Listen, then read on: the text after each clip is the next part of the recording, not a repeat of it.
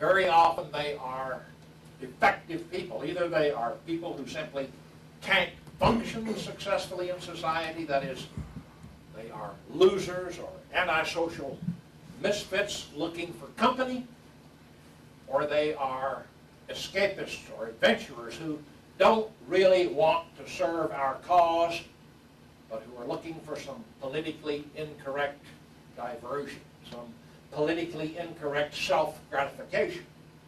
And they hope that we will be able to provide that gratification for them. And that's the last thing in the world that we want to do. It's not just that these people who have the wrong motivations generally provide us with little benefit. They are poison to us because they drive away from us the people who really can be useful to us, the people who really can and will serve our cause. This is something that is obvious to many of the people that we want, but it took me a few years to learn the hard way to shun hobbyists, to have zero tolerance for people who like to dress up in uniforms and shout 1488 and give Roman salutes to TV cameras. And I suspect that there still are a few Alliance people who haven't yet developed zero tolerance for these freaks. And that's why I harp on the subject so often. Ultimately, we need many more people than we have now, but we need winners, not losers. If we begin tolerating the losers now for the sake of having more people, we never will get the winners. And then we ourselves will become losers. You know, people who talk about fighting the enemy in the streets really aren't interested in winning. They just get a buzz from talking about fighting the enemy in the streets. Their talk is pure self-indulgence, pure hobbyism. We're a long, long way from the point where we'll be able to gain any advantage in the streets. We may want to have a security force for certain functions before then. But what will be notable about that security force, besides character and commitment, will be discipline and skill, not beer bellies and tattoos. To sum it up, the Alliance has no interest at all in the so-called movement. We're not interested in uniting with the movement, and we're not interested in competing with the movement for members. If anything, we should be grateful that the movement is out there to soak up a lot of the freaks and weaklings.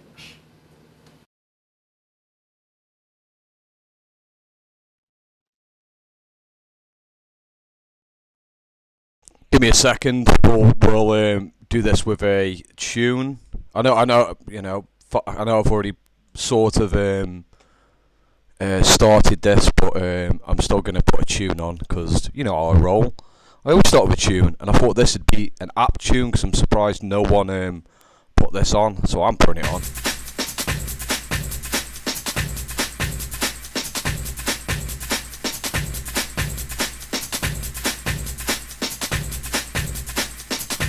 Time for Trumpton.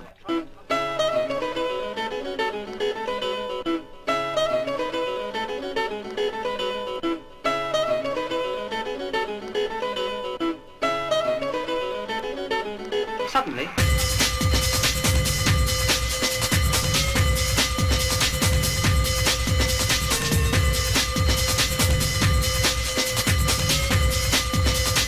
time for Trumpton.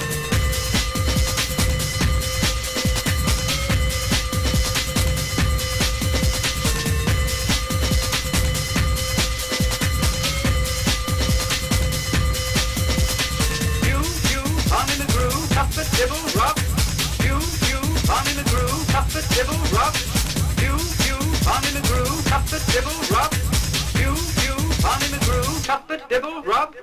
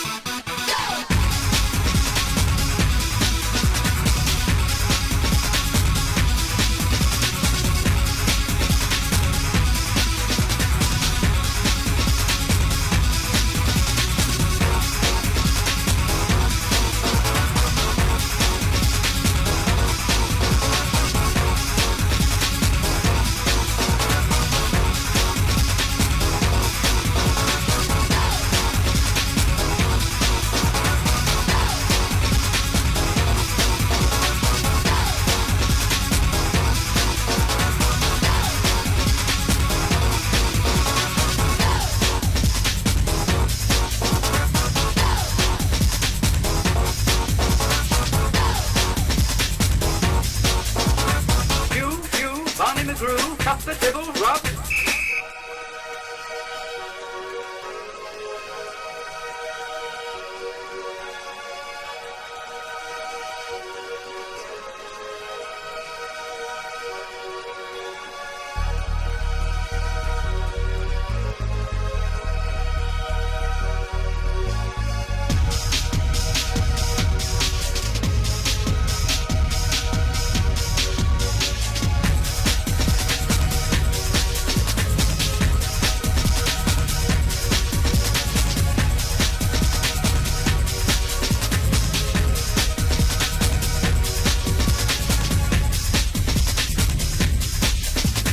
Here you worship, I'll take that.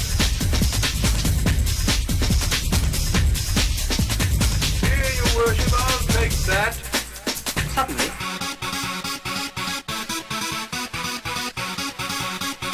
Barney McGrew, Barney McGrew.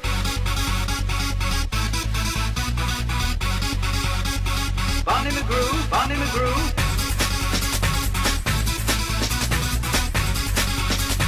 Barney McGrew, Barney McGrew.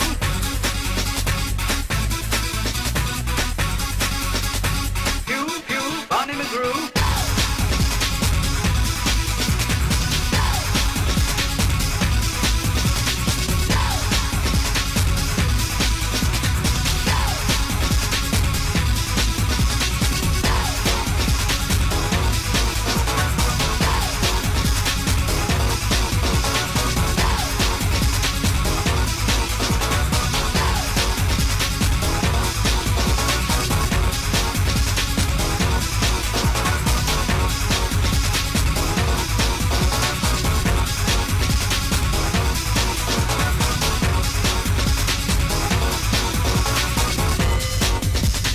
Barney McGrew, Barney McGrew. Barney McGrew, Barney McGrew. Barney McGrew, Barney McGrew. Pew, pew, Barney McGrew. Tap the dibble, rub. There, says the mayor. That's that.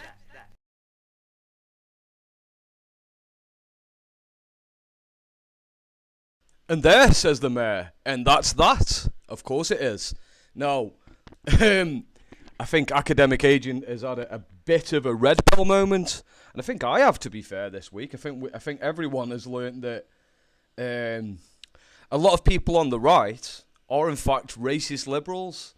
They simply don't want it. We'll watch Academic Agent's video because I think it's quite enlightening, to be fair. I think he's coming to the realization. I was going to make a video on the... Oh, there it is. There it is. Let's watch this. Let's watch this. Let's watch this.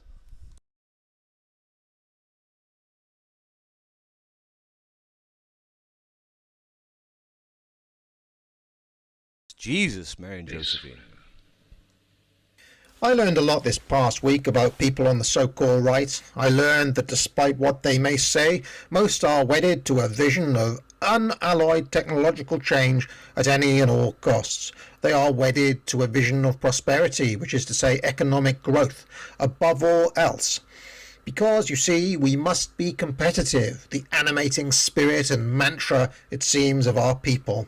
I have learned that far from being enemies to the rightist vision of the world, the EU's so-called four freedoms are actually the values held most sacred by right-wingers across the spectrum. Technological change, economic growth, everything we enjoy about prosperity and modernity now. Only let us be edgy boys and end post. And this is very true. It's like, I had a conversation with Mark Collette this week, and you're back, aren't we, in a minute? Should be back in a minute. Are we back? I think we're back. Fucking hopefully we're back anyway. Are we back or what? Fucking hell. Come on. Yes, we're fucking back.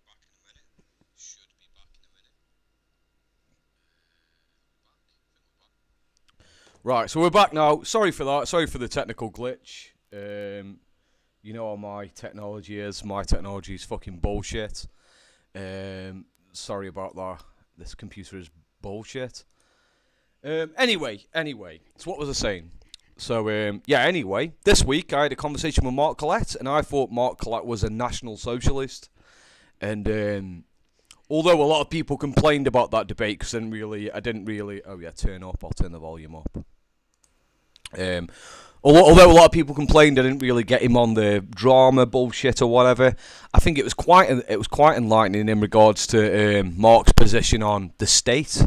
Like, Mark is an anti-authoritarian, and he doesn't believe that the state should be there to control people's sexual sexual preferences. He believes that whatever goes on behind closed doors is of no concern of the state, which is a very liberal position. And yeah, I thought it was quite enlightening. And a lot of people will say, "Oh, but Mark he's got to have these positions. He doesn't want to get arrested." Clearly not the case. Just a racist liberal. Mark is a racist liberal, and a lot of people on the right are racist liberals. They want to keep the same life they have right now, exactly the same life, but with just less brown people. That's what it is, really. There's a famous meme that is, no non-whites in the gay nightclubs. Or I can remember like a classic argument against Islam, which was, have you seen the way they treat their women? Have you seen the way these Muslims treat their women? You know, they dress their women in modest ways. It's disgusting. It's absolutely disgusting. Your women should be dressed up in miniskirts and wearing bikinis. It was like that sort of argument. It was like, oh, cringe. Really cringe. Jesus. That's not my argument against Islam. The modesty is not my argument against Islam. Jesus. The modesty is one of the good parts of Islam. Or what was it again? Oh, these Muslims are coming here and they want to throw gays off buildings. Oh, bloody Muslims. Coming here, they don't treat our gays properly. That was like the old argument. And there's a lot of people on the right who are still like that. Majority of them are like that. They live very liberal, hedonistic lifestyles, and they want to continue to live that way. And if you were to implement any form of real nationalism, they would be against it. Now, I watched Academic Agent's original video, and I actually thought a lot of his policies made sense. That's because, like, I'm a real National Socialist, and I thought what he was describing was National Socialism to a certain degree. A lot of his policies were quite good. Rent controls, things like that. They're pretty good. But obviously, a lot of people didn't agree with that. They were like, what, you can have authoritarianism? A lot of people on the right don't want authoritarianism.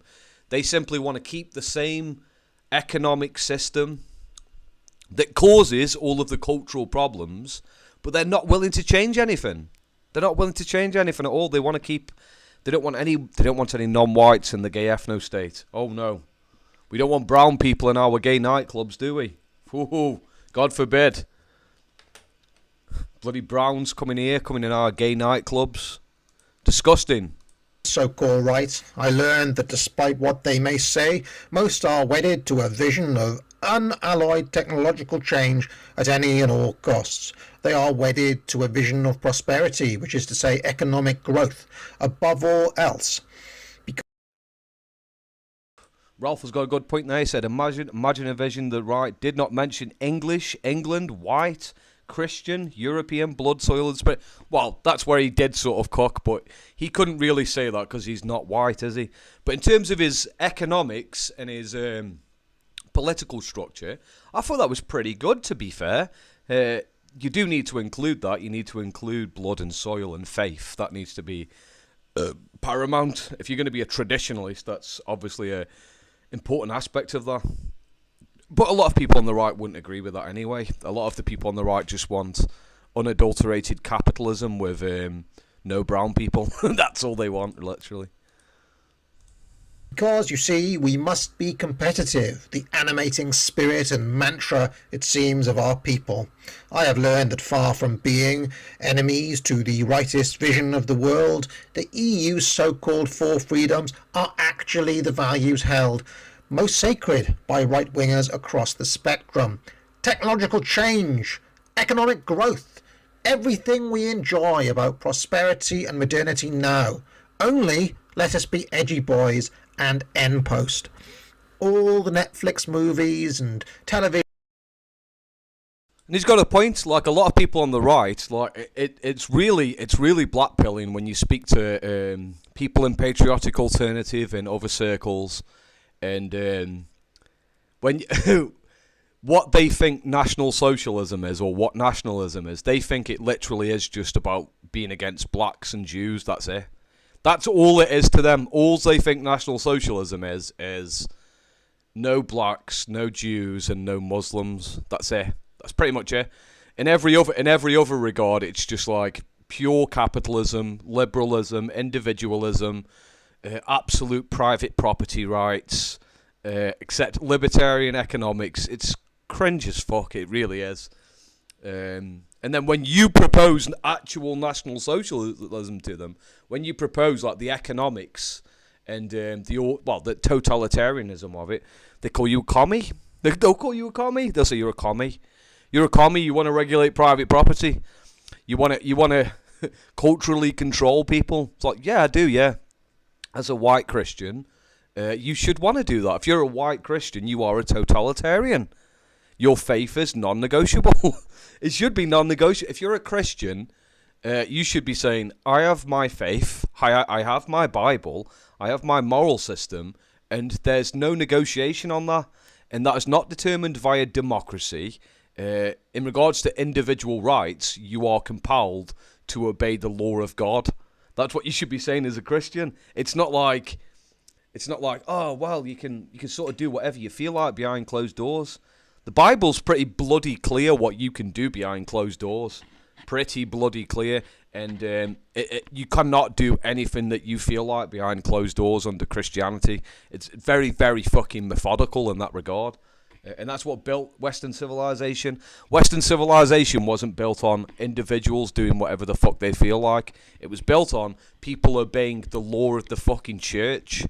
And it had a very strict totalitarian system where your life was not necessarily micromanaged, but to a certain degree, you were told what you are going to do.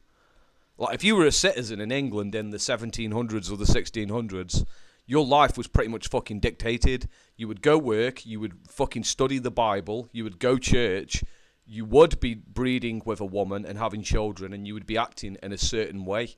There was no fucking do whatever you want to behind closed doors. That's a fucking liberal proposition. Not a fucking European one. Vision shows and TikTok and anime and OnlyFans and free porn that we enjoy now, only maybe with a few less foreigners, only maybe with a slightly different tax rate. You know, there's a vision that should appeal to almost everyone on the right, which I'll get to in a moment, given the near blanket condemnation that was given to mine. Let's revisit what I said as a mission statement: to build a self-sustaining local community with traditional values. And let's invert it and see what we get: to build a self-sustaining global community with modern values. And let's revisit my basic assumptions, which were these, and let's again invert them. Global networks are good. Global is better than national or local. Wasteful is better than sustainable. Modern is better than traditional. Let's turn that third one back around in the interest of fairness, since nobody sensibly would agree that wasteful is better. And let's look again at my normative goals. Do you remember? To prevent nomadism and so on. And the thing is, though, is that what Academic Agent is trying to do is that... see, the thing is that if you want to prevent nomadism and you want to prevent social and technological changes that disrupt the structures of everyday life, then you're going to have control of the means of production. You can't allow individuals like private property. Clearly, like if you talk to a lot of people on the right wingers who claim to be traditional, it's in their human nature to be degenerate and hedonistic, and inevitably, left to their own devices, they will work against the national interest without even knowing that they're doing that. And this has happened in England. There's a lot of people in England who claim to be nationalistic, and they are very liberal. They employ foreigners. They sell their property to, people who've got the most money, who happen to be non-white. They engage in every kind of hedonism. This is why we've always historically had a totalitarian state where people at the top of the hierarchy have demanded that people behave in a certain way, And I'm going to watch his video because it's right. Let's watch it. Let's invert them, which means to promote nomadism, to promote social and technological change that irreparably disrupt the structures of everyday life and destroy local communities. And now let's remind. See, the thing is that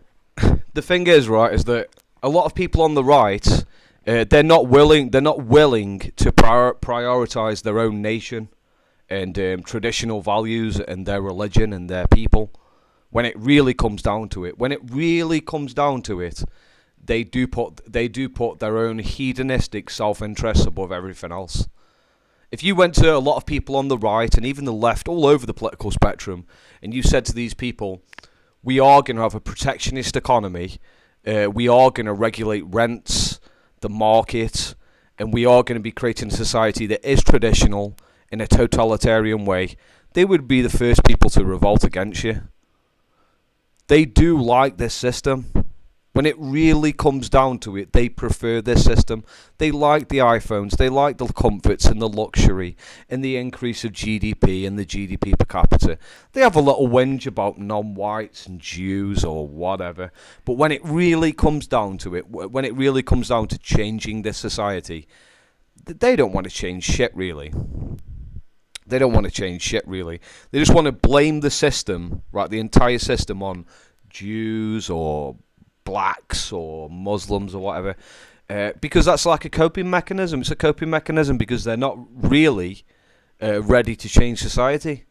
Like when I do say to a lot of people on the right that if you want reduced immigration, then you're going to have to control the market.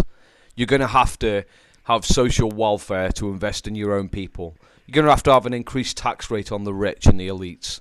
We're going to have to sacrifice some luxuries and comfort. Yeah? We're going to have to be self-reliant. Yeah? They're not willing to accept that. They don't want to accept that. They don't want to do that. They don't want to do what's necessary to look after this country at all. This is why real nationalism, or national socialism to be more specific, you shouldn't want to try to appeal to the majority, because the majority of people haven't got what it takes. They haven't got what it takes to do what's necessary. They wouldn't do it anyway, and they'll be the first people to revolt against you. As soon as when you say to these people, there's no iPhones, we're going to have to live your quality in regards to fucking cummies and porn and shiny shit. There's going to be less of that. Yeah, they're gonna. I mean, Alan Bastard says blame Parliament for importing too many immigrants. I wouldn't blame Parliament. I'd blame individuals, especially people on the right. People on the right, they want reduced welfare. They want to have a pop at the welfare system, and also blame Parliament for bringing immigrants in. Like Parliament, they're in a position where they're like, okay, then you don't want welfare. You don't want to invest in your own people. Right, you're sick of these scummy dolies and people like that. So we're gonna invest in them less, like you wanted, and because you don't want a welfare state, we're gonna have to bring people in then, because we got a shortage of labour. Like it's one or the other. Like if you want to invest in your own people, if you care about the working class and the underclass, and you want to invest in them, fair enough. But if you want to demonise those people, right, and you just want to prioritise your own self-interest where you're paying less tax, then that's going to be caused by, we're going to have to bring in people otherwise. Yeah? And it's like the iPhones and stuff, and it's like, he's got a good point. The point is that if you do want a traditional society, you want a moral society, then we are going to have to regulate a lot of cultural life. We're going to have to limit the amount of time people are on using technology like TikTok and pornography and things like that. You know, we are going to have to act in a totalitarian way where we're going to have to try and ban pornography. Are you happy with that? Like, if you're a right-winger, do you really want to ban pornography? Like, really? Like, if we were in control right now and we said pornography's banned, we're going to have more... We're going to have to... we don't need immigration for a welfare state to exist. No, we don't need immigration for a welfare state to exist. But you'll need a welfare state to exist if you don't want immigration. Like, if you don't want immigration, then you're going to have to invest in your own people via welfare programs, like so that we don't have a labour shortage. And a lot of people on the right don't want that. They don't want to invest in their own people. They call them parasites. Yeah, it's not very good for the market. Because what's good for the market is immigration and no welfare. Yeah?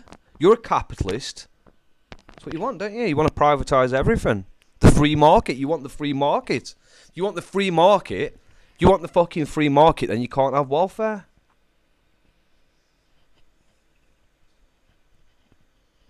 Yeah, you're all in favour of immigration, really.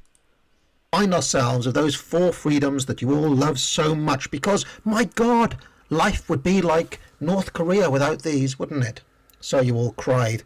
And rather than restrict them, let's just say, let them all run free. All 4 freedoms, unrestricted. That's how a lot of people on the right are. They're all like, oh, I'm against immigration, I'm against immigration. It's like, where do you live, Charlie? Where do you live, Charlie Big Potatoes? Oh, I live in Spain. Oh, you live in Spain, do you? So you're an immigrant then? Yeah, freedom of movement. Loads of people on the right are like, oh, I'm against immigration, I'm against immigration. Yeah? And they live abroad. They live abroad. They're quite happy to import loads of foreign shit all the time. Yeah, and if you said to them, well, there's going to be a restriction of goods and services, and we're going to perhaps have to have an isolationist state if we're going to want to be traditional. Yeah? Oh, no, they don't want that then.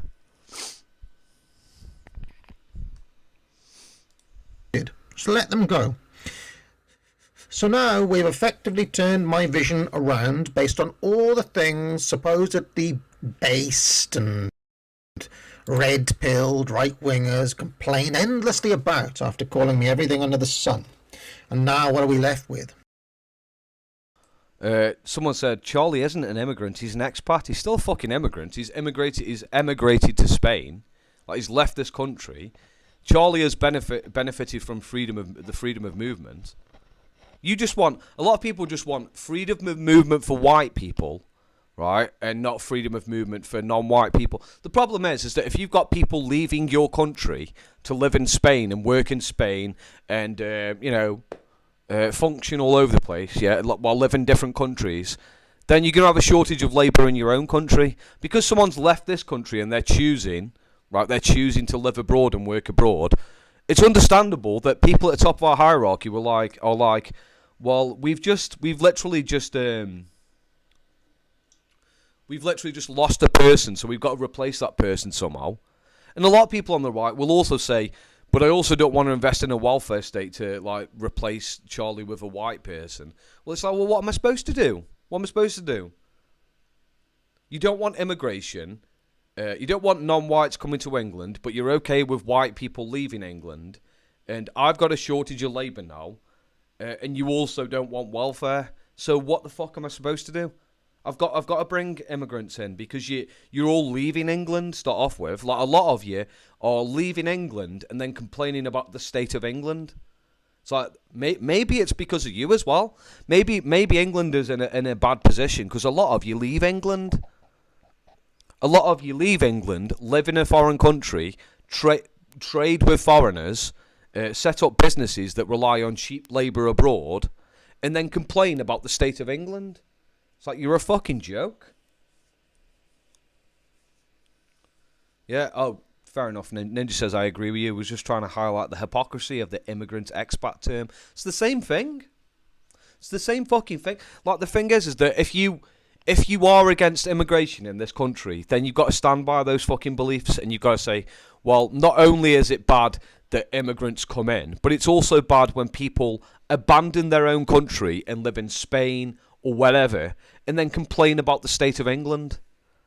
It's also an hypocrisy if you're against immigration and all this stuff and the state of England, and you choose to set up businesses abroad, or your business relies on cheap labour from abroad. Yeah? You can't fucking start doing this shit. Well, it just so happens there's someone who has exactly this vision of the world already. I would earmark him as a future leader for the right. So let's take a little listen to him for a moment. This is a leader of the right. I'm glad he's starting to realise, because a lot of people think that Tony Blair is a socialist. Tony Blair's not a socialist. Tony Blair is the best capitalist that this country's ever produced. He is Margaret Thatcher's wet dream. We all love Margaret Thatcher, don't we? Look at what she did for our economy. Yeah? The GDP went up. GDP per capita went up. And it has gone up. Yeah, under Tony Blair, GDP went up. GDP per capita went up. You did live a more comfortable lifestyle because that's what you wanted. Yeah, you just didn't agree with the immigration thing. And the problem is, right, you're like, I'm against immigration and all this shit. It's like, if you're a capitalist, you've got to support immigration. You've got to support immigration. It's necessary. If you're a capitalist, of course it fucking is. So this is a moment in time when we must remake the case for reason-based politics with a correct analysis of why the world's changing and how we can navigate our way through that change to the advancement of our people and the reignition of the politics of optimism. Things we take for granted. Like people are saying, Kugelblitzer says, why are people leaving for another country in small quantities is alright, lowers the population density, better for the environment. But yes, there's a labour problem. The reality is that a lot of white people who leave England are skilled workers. And these skilled workers, they leave England to another country. And because a lot of people on the right are also against welfare, our country's like, well, we've just lost a skilled worker who's living abroad. How are we going to replace that worker? So they make the obvious choice and just like have open borders, freedom of movement, so skilled workers could come in to replace Charlie. Because you don't want welfare, do you? You don't want to invest in your own people. Well, God forbid that you help the poor out, educate the poor. I mean, a fair solution is that you ban people from, leaving your country, as well as coming in. You say to people like Charlie Big Potatoes, you're not leaving England. You're not allowed to do that. You are a traitor if you leave our country. If you leave our country, you are a fucking traitor. It's what we should say to all these alleged white nationalists who live abroad. All of these white nationalists who live abroad who claim to give a fuck about England. You should say to them, you don't give a fuck about England. You abandoned your people and created a problem for us. You created a problem where we had to replace you somehow. So, fuck you. Must be re-argued from first principles. Why protectionism is bad, why properly managed migration is good, why the technological revolution can bring enormous gains and its displacement impact surmounted, why the transatlantic alliance is as relevant today as ever, and why globalization is a force driven primarily not by governments but by people, and resisting it is dangerous. Dictionary definitions of globalization are strangely unsatisfactory, but in a colloquial sense, we can say it stands for the coming down of barriers of nation, race, trade, and culture, a world coming together, mixing more, integrating more in experience and lifestyle. The forces that drive this process are cheap travel, interconnectedness through technology, which allows us to see how others are living and thinking, which in turn makes migration more attractive, and the desire on the part of people for quality but inexpensive consumer goods. Government can in varying degrees enable or hinder this process, but the idea that government created it or can stop it is fantasy. Moreover, there is no doubt what decades of opening up have done for the world. The world has become more prosperous.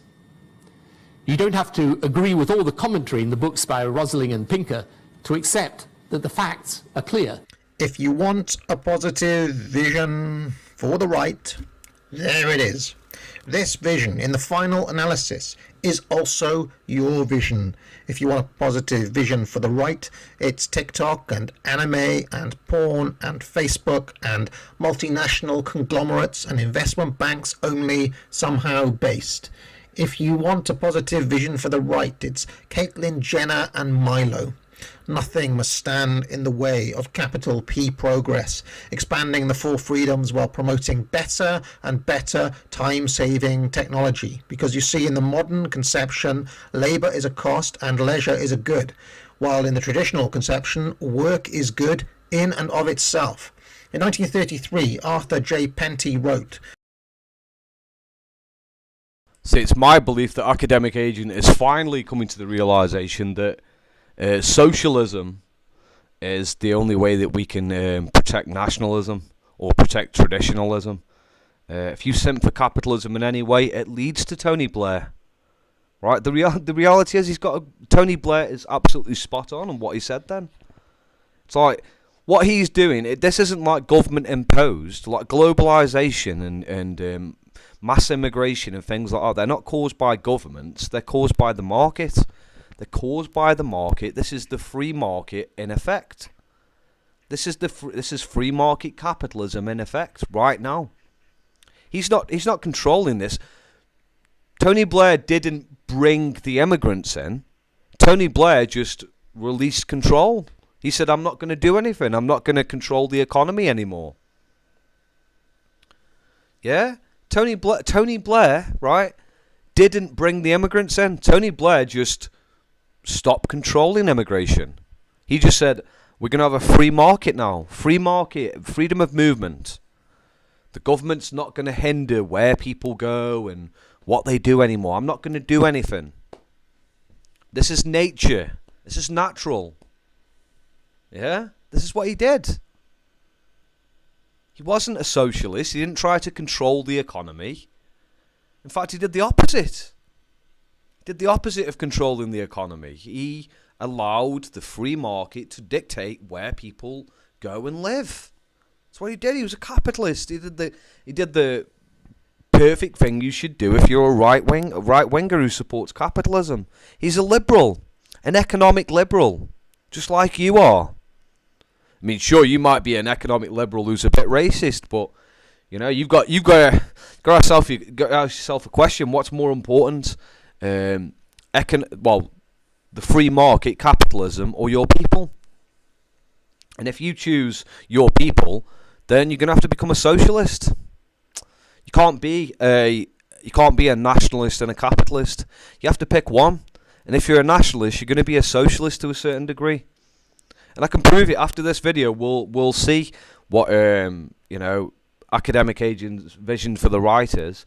And his vision for the right is some degree of market socialism. That's what it is. Some based policies, to be fair. I have to agree.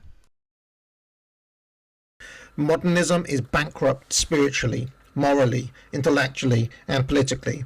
And because of this, a reaction towards tradition can only be a matter of time. Meanwhile, the only reason why modernists remain in the saddle is because traditionalists have for so long been on the defensive that they have lost the habit of attack. They do not realize the strength of their position. Well, Arthur, it's 2021 now, and from surveying the scene, I can tell you that I'm afraid no, there is no traditionalism. There is no appetite for tradition. There is only appetite for technology and consumption and economic growth and cooming. Because, woe betide, some other nation may have more material possessions than us. The rallying call, even on the so-called dissident right, is still line goes up is good, GDP is good, technology is good, leisure is good. So many acknowledge the spiritual bankruptcy at the heart of things today.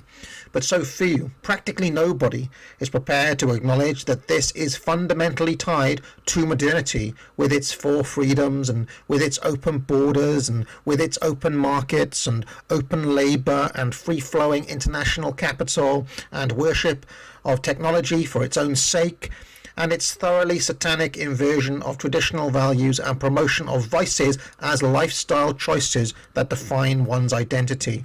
But ultimately, judging from the many hundreds of comments I have read this past week, this is what you all want. You want to wallow in the mire of our degradation. You wish to become one with the ashes. And so my advice, friends, for the more ambitious among you is to submit your CV to the Tony Blair Institute for Global Change and work there for your own vision of a better future. Fantastic point, academic agent. It's like at the end of the day, it's like I said this earlier in the week. I said you've got to make a choice, right? You've got to make a choice right now, and your choice is: do you actually give a fuck about your nation? Do you really want nationalism? Because nationalism does imply totalitarianism. Let's be real here, yeah. It does require immense regulation of the market, your individual life, and it's not the same sort of freedom that you have right now. You probably will not be living the same lifestyle that you live right now. Like if you want pornography, anime, cumin, cheap iPhones and cheap phones and cheap shit from China, and you want to live in buying shit from eBay and stuff like that all the time, and supermarkets and all that bollocks, then, you know, that's what it is. If you want to be a landlord and rent and engage in usury and degeneracy and hedonism and all that stuff, then you're not going to have that. It is going to require a totalitarian state, not only of the market. Not only will we be regulating the market, but we will be regulating people's individual lives. Like if you want white nationalism that's Christian, that implies totalitarianism. It doesn't mean that you can do whatever you feel like behind your closed doors, provided you don't physically hurt anyone. It's more than that. Alan Bastard said, governments make laws and have authority. They are responsible for this shit. Yeah? Not really. The thing is that governments are just people. And these governments, right, they have not made laws to allow immigrants in. They have took away laws. They have took away control.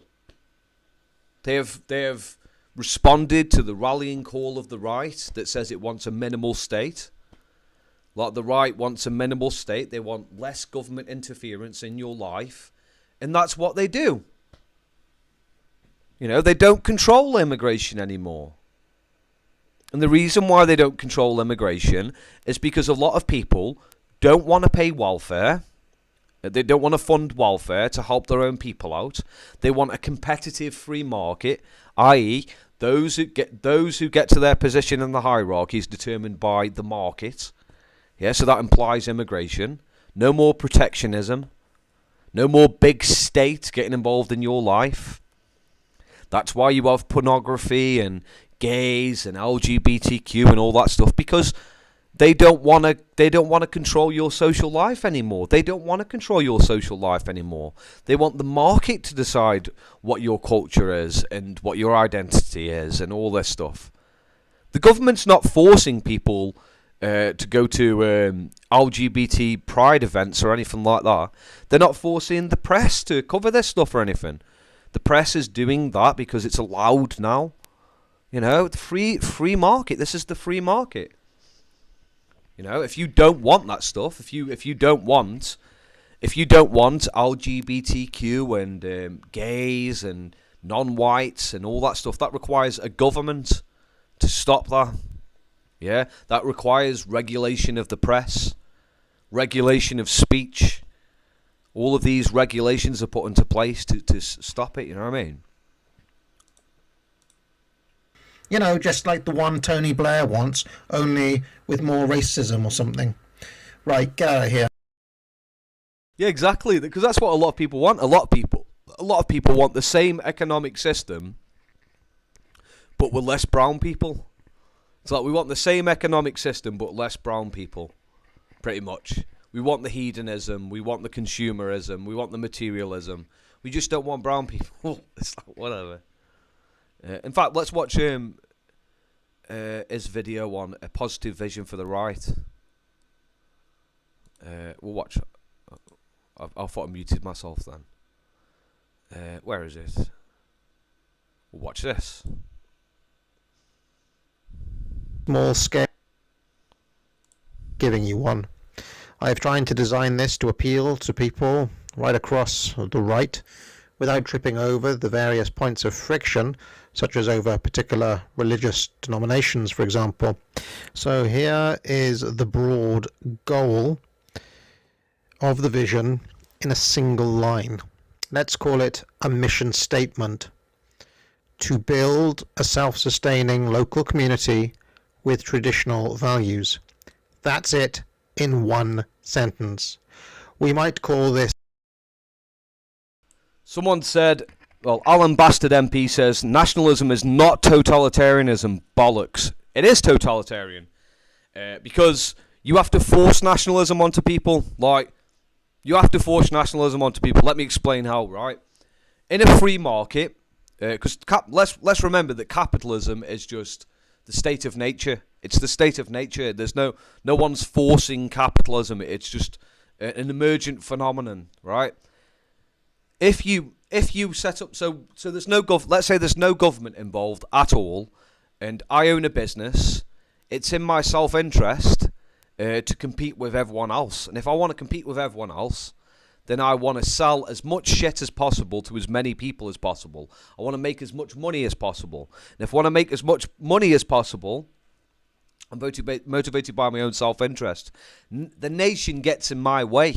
The nation gets in my way because it puts regulations on me. It tells me what I can and can't do. It tells me I can't go to abroad to get cheap labour. It tells me I can't bring in labour from abroad that would lower wages and increase property prices.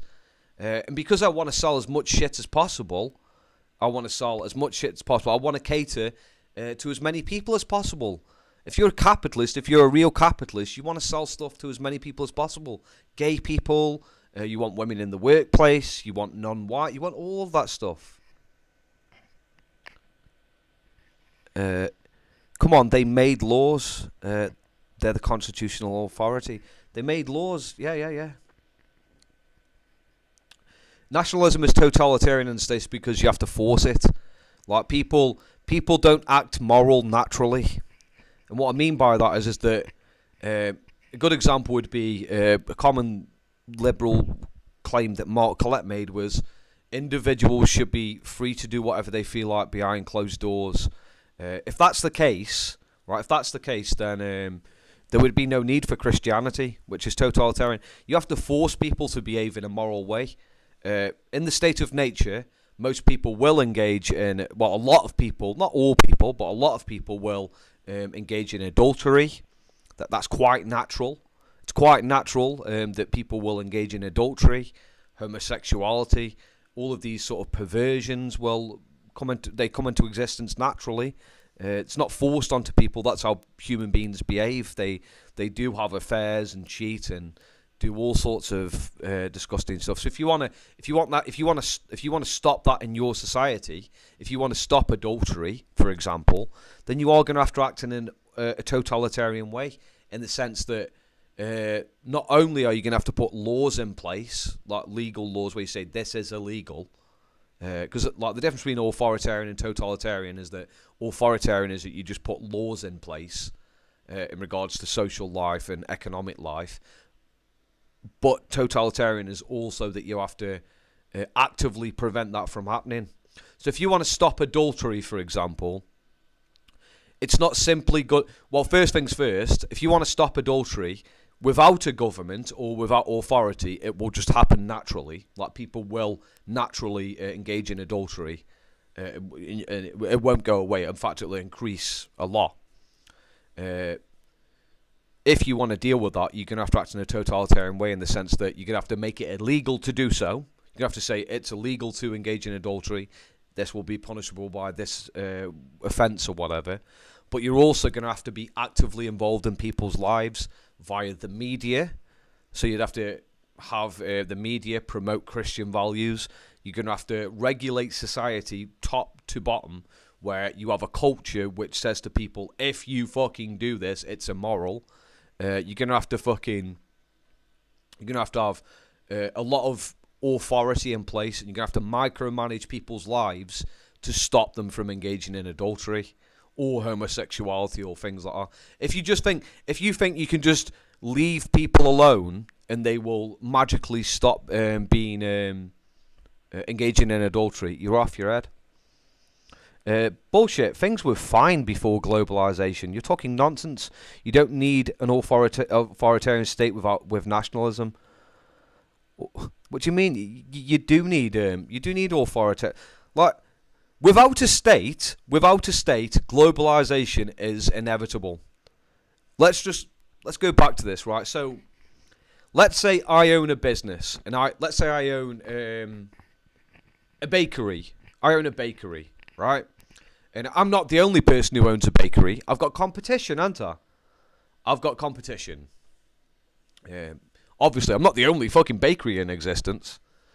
I need to compete with my competitor. So how do I compete with my competitor? Right? I need to produce a commodity at a cheaper level, don't I? I need to make that commodity as cheap as possible so I can make as much profit as possible. I also need to expand my market, because if I don't expand my market, let's say for example, I own this fucking bakery, and I don't resort to mass migration or finding cheaper labour from abroad, or I don't expand my market, I don't sell my bread to India, China, Pakistan, all over the place. If I don't do that, my competitor will, right? And if he does do that, I won't be able to get a cheap commodity. You get what I'm talking about? They end up getting a monopoly of power. So I have to engage in this. I have to go abroad and find cheap labour. You know, this is what happens. The reason... It's nothing personal. The reason why a lot of these big businesses are moving abroad, moving to China, yeah, or bringing immigrants into England, yeah, it's because they want cheaper labour. They want to pay their workers as little as possible, yeah, so that they can get a cheaper commodity and sell it to more people. If I'm a business owner in England and I want to make as much money as possible, it makes perfect sense to me that I would want more people in England, yeah, and I would want to bring in as more people as possible, because more people competing for jobs equals lower wages, yeah? It implies lower wages. And also, if I'm selling bread and there's more people in England because of immigration, I sell my bread to more people. I've got more aggregate demand. This is, nationalism is in opposition to capitalism. Nationalism gets in the way of capital. It stops business. It regulates businesses. You can't have nationalism with capitalism. It doesn't exist. It's impossible. The only reason Britain, right? Let's say the only reason why Britain was nationalistic in like the 1800s or up until like 1940s or whatever was because of a limitation of technology. That's all it was. As soon as when the technology was available, that's when immigration started. As soon as when they could bring people here, they fucking did. Yeah. As soon as when it was technologically more feasible to have multiple businesses all around the world, they fucking did. Of course they did. As soon as when we had the telephone and the internet and things like that, all of these rich capitalists moved abroad.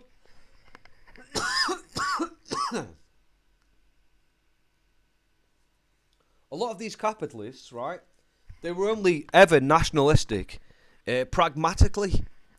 They were pragmatically nationalistic when they had a competitor abroad. It was like, oh, I've got a competitor abroad in China. I can't get over to China. I can't fucking set up factories over there because they're nationalistic as well. So I need to fucking ramp up nationalism for myself. Yeah? As soon as when it became feasible to move abroad, find cheap labour, bring people over so I can get a cheaper commodity, they're fucking dead. Straight away. Straight the fuck away. Not even...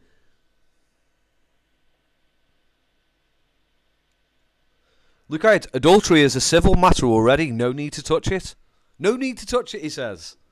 There is a need to touch it. Like, adultery is rampant all over England. Adultery happens all of the time. It destroys lives. It's not very traditional. We have... How many children do we have in the UK, like white children, who are victims of adultery in the sense that mum cheated on dad or dad cheated on mum, and therefore mum is a single mother. Mum is a single mother, and that woman is forced to look after a child on her own, and the kid struggles as a result because she doesn't see her dad. Yeah? People don't even respect the institution of marriage. The reason being is because there's no authority in place. There's no authority in place that makes adultery illegal or immoral. It should be.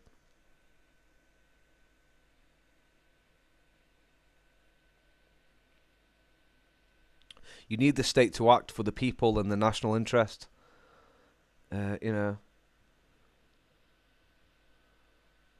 There is, it's not a civil matter, it should be a national matter. It needs to be a totalitarian way, in a sense. It's not good enough to just simply make adultery illegal. It's not good enough. If you make it illegal, if you just say adultery is illegal, people will still do it. They'll still fucking do it. That's why you have to regulate people's lives. You have to fully indoctrinate them from when they're children in a religious ideology that tells them why that's immoral. And you also have to police that. You have to make sure people are not doing that because it causes immense harm to the nation. I'm not really talking to you, Alan. It might sound like I'm talking to you, but I'm not. But you have to act in a totalitarian way if you're a nationalist. It's not a fucking choice. You've got to. So when people say, whatever happens behind closed doors is no concern of the state, how wrong could you be? How wrong could you be? It is a concern of the state. It is a concern of the nation. Yes, it is. You shouldn't be allowed to do whatever two consenting adults should not be allowed to do whatever they feel like behind closed doors. Adultery should not be tolerated. Zero tolerance. Zero tolerance to adultery. Zero tolerance to fucking all manner of hedonism and degeneracy. All of it. Zero tolerance. Zero tolerance, and we actively prevent that from happening in the first place.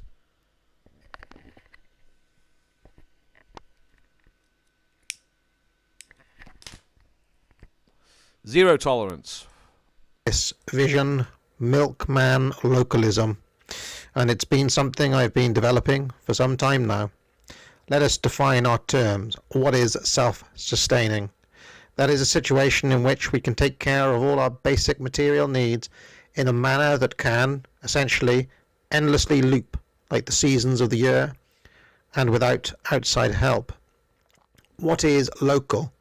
Local is small scale, no more than 3 or 4 villages or towns. Local means that you know virtually everyone in the community by name and face. What is community? Community is not simply the inhabitants of this place, but a harmonious sense of social cohesion that gives those inhabitants a sense of peace and fulfillment. What are traditional values? Traditional values are those outlined by the perennial traditionalists such as René Guénon and Julius Evola, as well as the descriptions of traditional societies given by Oswald Spengler in The Decline of the West. Here are some basic assumptions in my thinking. Number 1, community is good. Number 2, local is better than national or global. Number 3, sustainable is better than wasteful. Number 4, traditional is better than modern. And here are some normative goals in the vision. Number 1, to prevent nomadism. Number 2, to prevent social and technological changes that irreparably disrupt the structures of everyday life and destroy local communities. Thomas Carlyle saw nomadism as the chief disease afflicting industrial Britain and saw it smash rural communities in his own lifetime as peasants were corralled into the cities. We have seen nomadism devastate communities in our own lifetime through mass immigration. Nomadism is disruptive in the Now, a problem that Academic Agent is going to have is that... I'll turn my volume up a little bit more. The problem he's going to have is that a lot of the policies that he's implementing, I actually agree with to a certain degree. A lot of people on the right won't agree to this, mainly because they're liberals. It's like Alan Bastard said, you can't police people's bedrooms, leave it to the courts. You should police people's bedrooms. Like if someone is engaging in adultery, for example, let's say in our ideal state, if someone is engaging in adultery and they've violated God's laws, they've violated God's laws, then I believe that people should have the right, well, that it should be their moral duty to inform the police, and the police should arrest them for doing so, because they've violated God's laws, and they've violated the moral laws, they've violated the sanctity of marriage, and it can cause immense physical and emotional harm to communities. Let me explain. If you're married to someone, and you've dedicated your life to them, and you love them, and you're producing children, you've got children, and you engage in adultery, the kind of emotional trauma that you can cause a person by doing that act is on par with physically attacking them. It can result in suicide. Like, people can kill themselves. People can find out that they've been cheated on. And they can kill themselves. It happens all the time.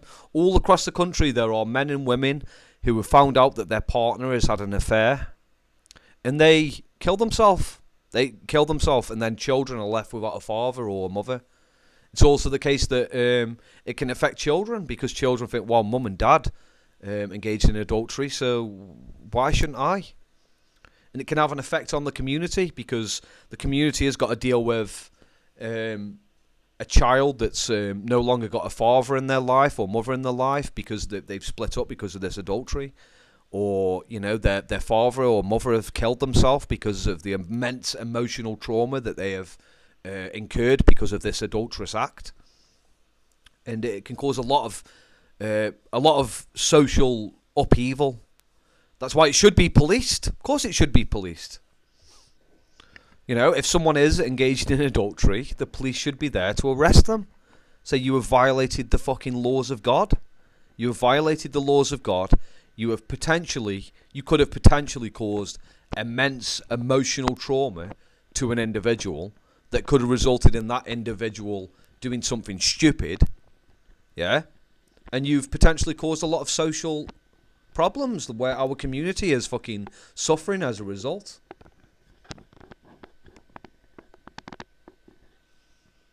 Yeah? So we should police that. Yeah, of course. And it's like this, prevent social and technological changes that inevitably disrupt the structures of everyday life. And they do. We fucking know this. Look at what technology has done to, like, our nation.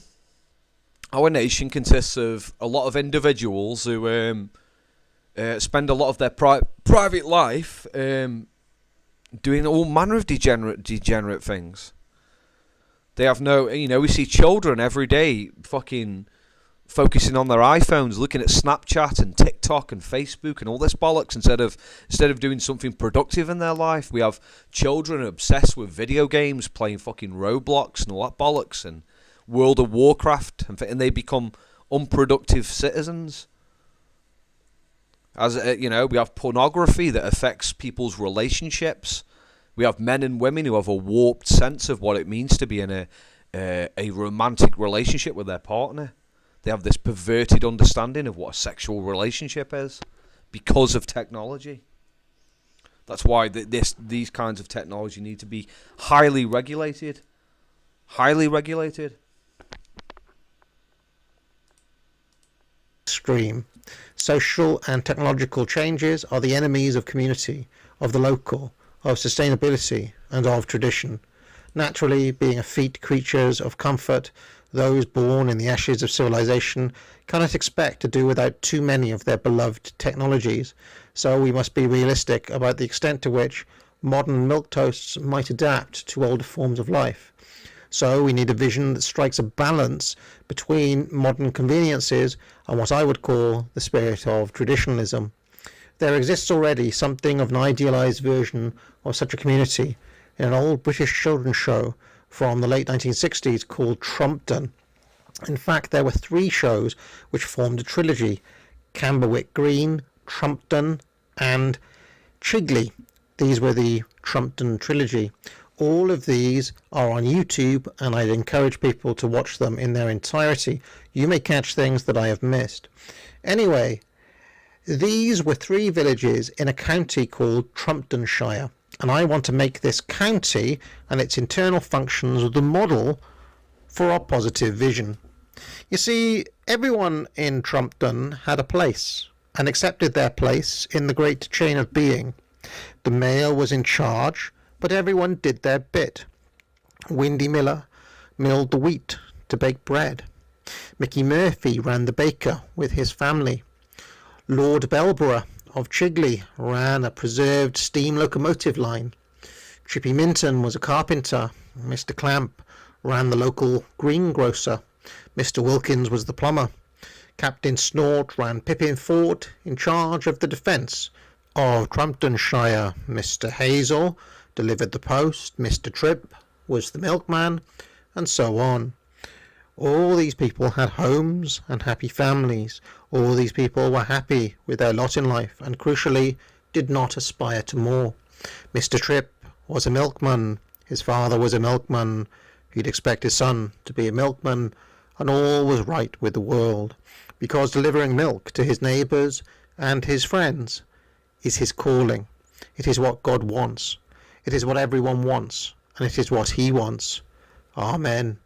Now, if this is in any way appealing to you, let us ask ourselves, what would it take to develop and maintain such a community in the 2020s? Many of these sorts of jobs seem quaint and outmoded. Many of the technologies that we see seem to have been superseded by the more efficient mechanisms of global markets. Indeed, even in the shows of the Trumpton trilogy, mechanization is a constant threat to the village way of life, and there is a deep sense of melancholy and impending doom that lingers over the shows as a result. In my view, these shows, even when they were made in the late 1960s, were self-consciously reactionary. However, in implementing this vision, it will be required to break some sacred creeds of the right, because to have any chance of being fulfilled, we require top-down planning, social engineering, state-induced capital controls, deliberate retardation of markets and technology, and a recognition that an element of this is quote-unquote utopian, which is to say never fully achieved. So what he's describing is socialism. Like he's literally top-down planning, social engineering, state-induced capital controls, deliberate retardation of markets and technology, a recognition that an element of this is utopian, so it's socialism. But he's describing more accurately market socialism. I think that's what he's describing. There's a few policies that are here or there, but basically it's market socialism. Achievable. But let us not make the perfect the enemy of the good. These are all the most difficult sells for most people on the right, who want society to be organic and natural. But if that didn't make you turn off the video in disgust, please hear me out. So first, before we begin to drill down into specifics, let us think about our available tools. Let us consider the so-called 4 freedoms of the EU. Free movement of goods, free movement of capital, freedom to establish and provide services, free movement of persons. It seems to me that these 4 freedoms are the agents of nomadism and social disruption. According to Austrian economics, a free market with no restrictions will keep developing. To use Bomberwerk's phrase, they will become more capitalistic, more roundabout in their production methods. That is to say, the chain of production lengthens, and more capital investment, more automation, more technology is used to create a greater output per unit of input. This is good if, and only if, greater or more cost-effective output is your aim. But our aim, remember, is not that. What is our aim? I repeat, to build a self-sustaining local community with traditional values. National socialism, then. That's what it is. Thus, to create such a community, assuming, and this is a big assumption, and a whole other question as to how it might be achieved, but assuming we have obtained the land and the total control of governance of that land, we will require, as I said, significant. So, provided we've seized the means of production, that's what he said. He said, provided we've seized the means of production, that's how we were able to implement this. So, yeah, Academic Agent's plan is to seize the means of productions to start off with, to seize the land and seize the means of production. Okay, I'm with you on that as a socialist. And top-down planning, social engineering, and capital controls. Why? Well, let me count the ways. First, there is the question of free movement of goods. In order to flourish, Trumptonshire cannot be flooded with cheap Chinese tat, or indeed tat from anywhere. In fact, there would be need of a blanket ban on the following: any goods that directly compete with the core functions of the villages. 2. Electronic media of any kind. Residents would have to be asked to hand in their iPhones, their laptops, their televisions, etc. when they first settled. 3. Subversive and degenerate materials of any kind. And 4. Machinery that would disrupt the structure of everyday life, for example, by leading to the overproduction. Like, what Academic Agent is describing is like a mix between Ted Kaczynski, Jucheism, and Adolf Hitler. That's he's got like it's like Ted Kaczynski, Ted Kaczynski, It's like Ted Kaczynski lives in Yugoslavia, and he's having a threesome with Kim Jong-un and Adolf Hitler. That's what it is. This is what he's describing. It's like a mix between market socialism, anarcho-primitivism, and Jucheism and National Social. That's what it is. It's a good mix, to be fair. Production of food or other goods beyond the needs of the inhabitants of Trumptonshire. The smooth running of the community is predicated on these things. Second, the free movement of capital. Trumptonshire could not develop its own indigenous structures of everyday life if any multinational chain or investment bank could just plonk their businesses down in them. That would disrupt the culture and take away from the essence of what Trumptonshire means. Thus, number 1, all businesses must be owned by residents of Trumptonshire. 2. The business owners have a duty to maintain their traditions. If you own a family bakery, for example, the property must remain a bakery. If the family wish to leave bakery, they must find a local family willing to become the new bakers and sell the property to them. The buildings must be thought of as permanent structures in the town.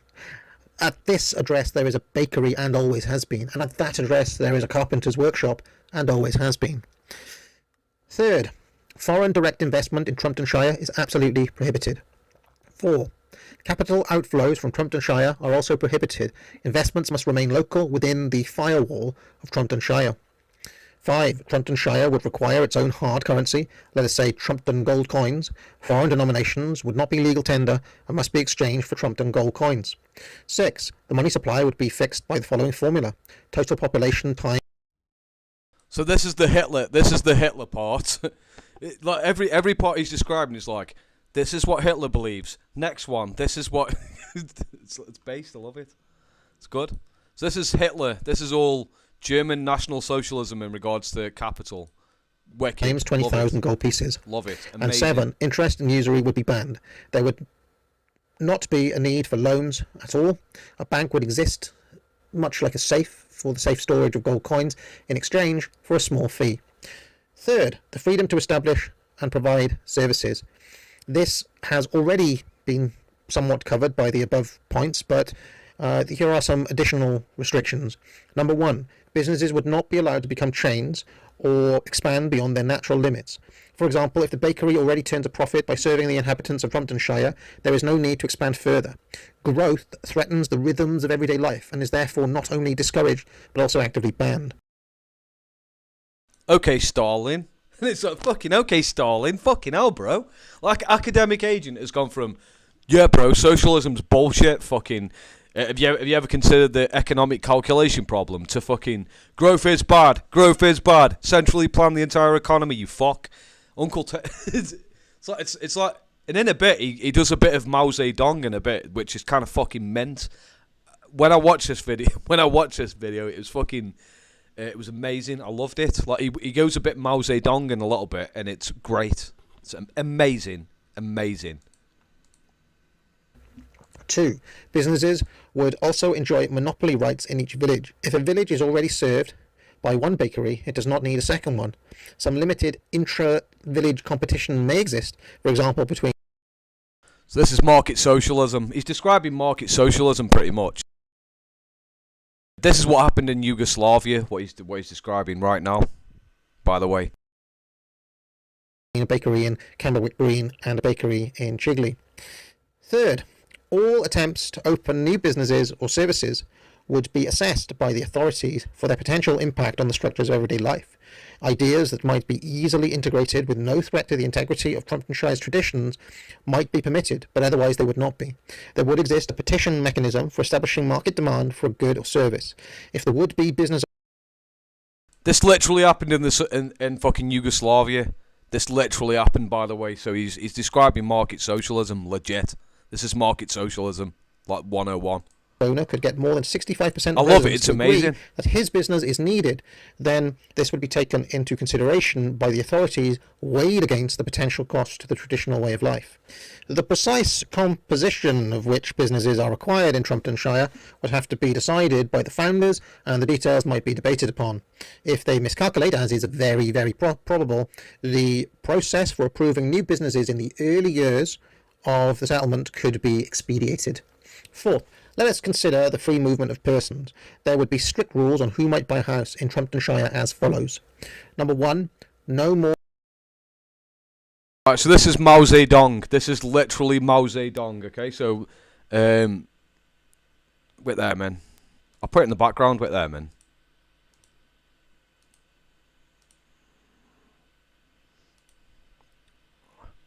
I wonder if I can put it in the background. Wait there, man. Where is it? Mao Zedong. Mao Zedong song.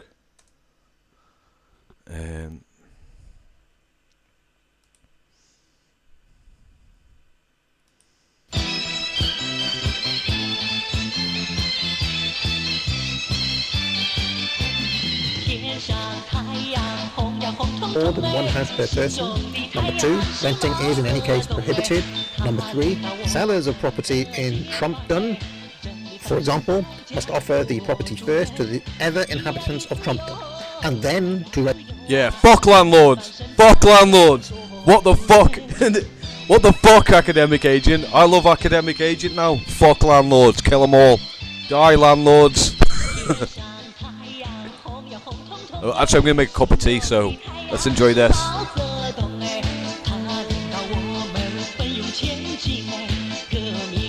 No more landlords, get rid of them.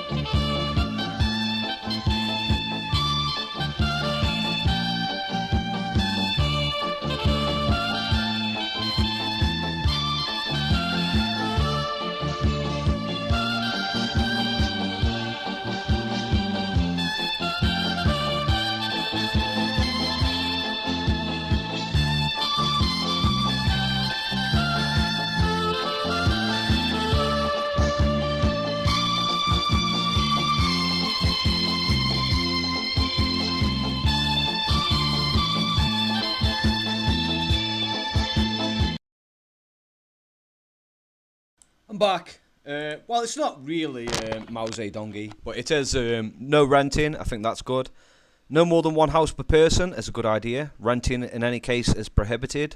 Sellers of property must offer the property. This is pretty much what happened in the Soviet Union. The only difference, well, this is what happened in China and the Soviet Union. The only difference is that people buy houses. I think if you just get rid of that, listen, academic agent, just get rid of the buying of houses. Just give people houses. Just embrace the Nazpol pill. Stop fucking around. And just say, okay then, no fucking renting, no mortgages. Everyone just given a fucking house. Yeah, just do that. And then just stop fucking around. Because the reality is, you're more likely to preserve traditionalism on the fucking left than you are with these fucking racist liberals. Let's just not fuck around here. That's the reality. Residents of Camberwick Green and Chigley before the property is offered up to outsiders. The sale of property is done by fair adjudication of market price, and the seller cannot refuse an offer at market price from locals. Once residents leave Trumptonshire, they lose any such privileges in terms of buying back in. And of course, as per the usury laws, no mortgages at all. All purchases must be made in cash sum. Beyond this, there is the matter of taxation. The administration of Trumptonshire is responsible for maintenance of law and order, defence and fire service. Medical services are provided privately by the doctor and his team. There would be an initial 10% flat rate of tax across all employees and business owners, and this would be divided as follows. A change to the tax rate up or down would require a referendum of all inhabitants and a 65% majority to pass. The precise details of how defence might work is beyond anything that I know about, but at the very least it will require the sorts of missile launchers used in the Middle East, which have proved effective against the best armies in the world. A stockade would need enough firearms to arm every citizen, and naturally there would be right to bear arms within Trumptonshire. Next, some additional laws. First, it goes without saying that subverters would be physically removed. Subversion is anything that can be defined as habitually undermining the mission statement of the community and the mission. So that's capitalists then. So we get rid of the capitalists. I agree. Send the capitalists to Gulag. That's the subverters. There is freedom of religion. That's gay. Get rid of that. Forget freedom of religion. That's stupid. Get rid of stupid. Stupid. No, we don't have freedom of religion. Okay. No freedom of religion. Statement is very That's clear. Stupid. Second, there would be freedom of religion, but worshippers would not be allowed to establish their own institutions unless they represent a raw majority of the population. Religions found to be propagating subversion would be banned indefinitely. Finally, who are the people governing all this? These would be called the corporation, led by the mayor. The mayor would have the following requirements. He must be over 50 years old and male. He must have spent 20 years of his life in another trade in the community dedicated to the fulfillment of the mission statement. We've got Stalin as mayor, obviously. Or Al Duce, or Franco, whatever. He is chosen by the previous mayor and he holds the post until death. The structure of the corporation is as follows. Under the mayor, there is the captain of the guard, who is in charge of defence, the chief of police, responsible for law and order, the treasurer, responsible for taxation and budget, The Politburo. and then 4 administrative heads for each of the 4 so-called freedoms and their restrictions. And so ends this thought experiment, which is simply a sketch towards a positive vision. Now, many hundreds of people will watch this and will likely think of things I have not thought of. Your suggestions can help means test the ideas here, strengthen them, make them better, make the vision better, strengthen it, test it, make it more robust, more realisable. This is just a start. Let me know what you think. Well, what I think is that you're nearly there. You are nearly there. Market socialism, I guess, is okay. But the problem is, if you're going to preach this to the right, a lot of people on the right are just racist liberals. They are just racist liberals. They're people who just don't want brown people around. That's it. They want to keep the same economic system that inevitably leads to non-whites coming here, and they don't want to change anything. It's like they want to rage against the system that they actually support, and that's the problem. It's the problem you're going to encounter. You're going to encounter a lot of people who actually do like liberalism, they do like the life they live, but pretend as if that it's nothing to do with liberalism, all the problems that are caused because of it. They practically live a liberal lifestyle, but pretend as if they don't like liberalism, but they actually do. So they're not willing to adopt what you're putting into place, which is reasonable to a certain extent, but yeah, they don't want to control the economy or control cultural life or have an authoritarian state. As clearly pointed out in my own chat today, we've got some people who were like, oh no, we don't want to regulate against adultery. Oh my god. Oh no, we shouldn't regulate against adultery. We shouldn't have the police arresting adulterers. Oh my god. We should just leave it to the civil matter, bro. Just have a, don't really put them in prison for committing adultery. Oh no. You don't want to be an authoritarian. You're not a Nazi, are you? You're not a communist. This sounds like communism to me. It's what they're like. They will point their fingers at people and say, "Oh, you're an adulterer. Oh my god." And then when you try to deal with adultery head on, or any kind of degeneracy, that, oh no, I don't want to do that. Or, in regards to pornography, I want to regulate the internet or stop people from using it. Oh no, don't do that. Don't do that. No. It's really the Jews or socialists. As ever, your comments are appreciated, and I'll see you next time. Buy Foundations of Writing on the Academic Agency. To write clearly will help. Yeah, exactly, Google Blitz. No, you can't regulate that. You're a communist. What, you want to stop adultery head on? You want to police people? You want to come in people's bedrooms and arrest them for committing adultery? Oh, you're a fucking Nazi. You're a commie, you are. Keep it a civil matter. It should be a civil matter. Just shun them. Shun them. I love that. Shun them. Oh, no, no. You want to regulate the market, you commie? In fact, because I am a commie, we'll finish on a commie song. Someone clip that. He's admitted he's a commie.